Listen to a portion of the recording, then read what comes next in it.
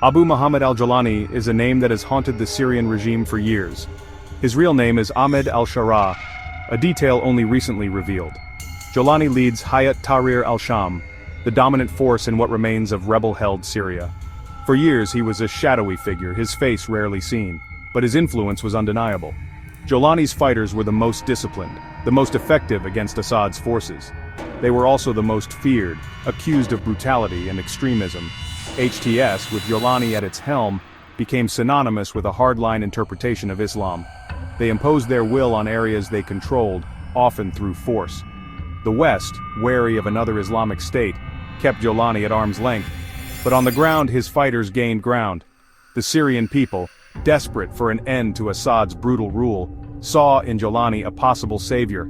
It was a dangerous gamble, but one many were willing to take. December 8, 2024 will forever be etched in Syria's history. On that day, the Assad regime, which had clung to power for decades, finally crumbled.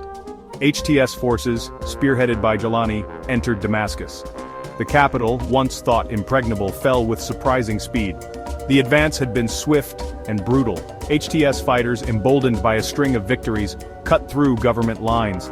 They encountered fierce resistance, but nothing could stop their momentum. Within days, they were on the outskirts of Damascus. Panic gripped the city as residents, long accustomed to the regime's iron fist, prepared for the unknown. The regime's collapse was as sudden as it was complete. State television, which for years had broadcast Assad's propaganda, went silent. The Syrian flag, a symbol of Assad's rule, was replaced with the black banner of HTS. The reign of Bashar al-Assad, a dynasty built on oppression and fear, had come to an end. The fall of Damascus was met with scenes of jubilation and trepidation. In the streets, people poured out, celebrating the end of a regime they had come to despise. They tore down posters of Assad, his father Hafez, and their allies in Tehran. The air was thick with the smell of burning tires and the sound of celebratory gunfire. The mood was not entirely celebratory. There was an undercurrent of fear, a sense of uncertainty about what the future held. HTS was an unknown quantity. Many feared they would replace one form of tyranny with another. The world watched with bated breath, wondering what kind of Syria would emerge from the ashes. Amidst the chaos, the Prime Minister, Mohammad Ghazi al-Jalali, emerged as a voice of reason. He pledged a peaceful transition of power and called for calm. His whereabouts, like those of Assad, remain unknown. The international community, long divided over Syria, struggled to respond to the events unfolding in Damascus. The UN, caught off guard by the speed of the regime's collapse, called for restraint and a peaceful transition of power.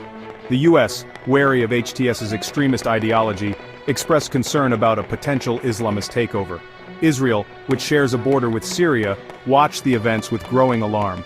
The Israeli military went on high alert, deploying troops to the Golan Heights. Israel, which has long viewed Iran's presence in Syria as a threat, feared that HTS's victory could further embolden Hezbollah and other Iranian-backed militias.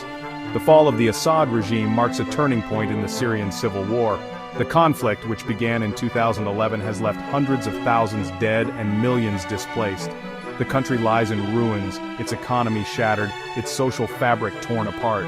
The road ahead will be long and arduous, but for now there is a glimmer of hope, a chance for a new beginning.